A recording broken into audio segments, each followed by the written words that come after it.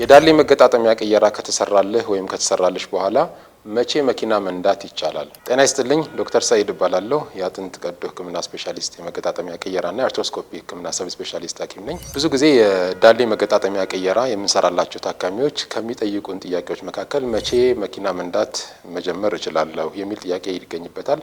አንዳንዶቹ ደህና ስለሆንኩ ብቻ በፈለኩ ሰዓት መንዳት እችላለሁ ብለው ያስባሉ። በእርግጥ መገጣጠሚያ ቅየራ ከተሰራልህ በኋላ በፈለክ ሰዓት መንዳት ትችላለህ ወይ? ህጉስ ምን ይላል የሚለውን ማገላበጥ ያስፈልጋል።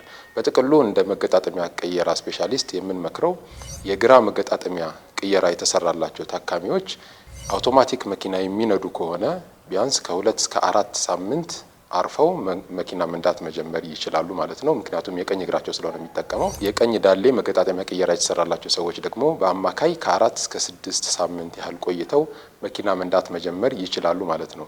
ይህንን ለማረጋገጥ ግን የተለየ ችግር ካለና ስሜት ካለ መገጣጠሚያ ቅየራውን የሰራላቸው ሐኪም የሚሰጣቸውን ምክር ደግሞ በልዩ ሁኔታ መከታተል አለባቸው። በጥቅሉ ግን የተሰራላቸው ታካሚዎች በዚህ መልኩ ይሄ ጄኔራል ራፍ የሆነ ጋይድ አድርገው መከተል ይችላሉ ማለት ነው። አመሰግናለሁ።